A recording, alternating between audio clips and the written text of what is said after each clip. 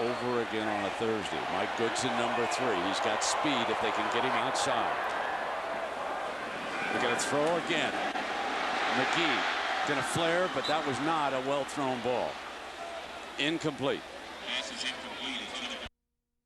McGee going to keep it in the air, going to run it now. Can he get there? No, he is short by a couple of yards.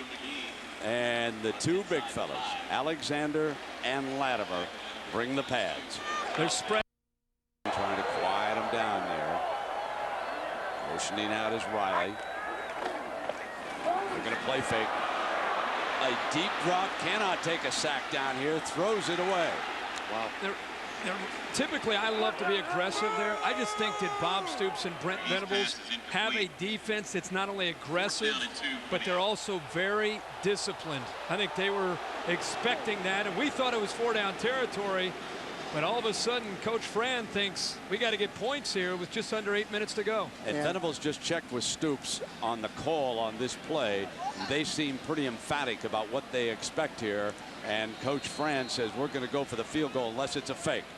And what they were talking about, Brent, that safe field goal rush, they're playing fake all the way, Oklahoma. They're going to give them this field goal. It's a 19-yarder. Brannion is the holder. He's a backup quarterback.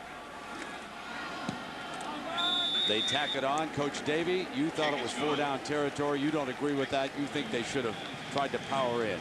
I would have run the ball on 3rd down, go for it on 4th down. After you throw it on play to get him down. Saved a touchdown with that tackle. On the 26-yard line, the youngster spinning, and again we go back. This was one of the most highly recruited running backs in the country a year ago, out of Klein, Texas, Mike Goodson. And ball security is the issue with this young freshman. But this little turn back draw play has become the play of the game right now for Texas A&M. It's funny you say ball security. When he fumbled early in the game, his position coach said, we want you to walk. You always hear these stories. Walk to class with the football. Walk to meetings holding a football. And it's obviously helped him out. 2nd and 9.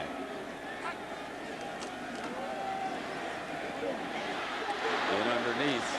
Keeping it the ball in number 3's hands, and over there was Rufus Alexander, great senior linebacker from Baton Rouge, making the stop. I want to tell you my favorite Stephen McGee anecdote that the coaches told us, and it was the offensive coordinator Les Koenig who told us that after a big touchdown the other day, and McGee into the end zone, he came over, was on the telephone, and he said, Coach, yeah, that was a wonderful call, but it wasn't just a great call. That was great recruiting. Yeah. So you talk about the youngster who's got some confidence.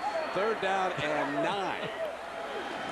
And here he is under pressure, firing a screen in underneath, and Schrader is tripped up that time. And that was Darian Williams, the free safety from Mesquite.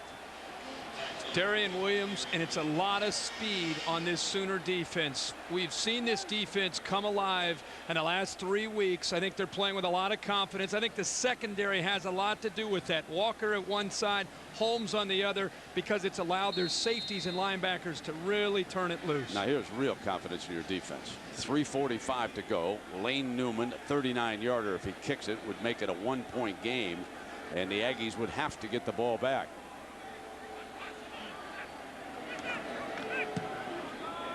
They do just that. 3:30 left on the clock.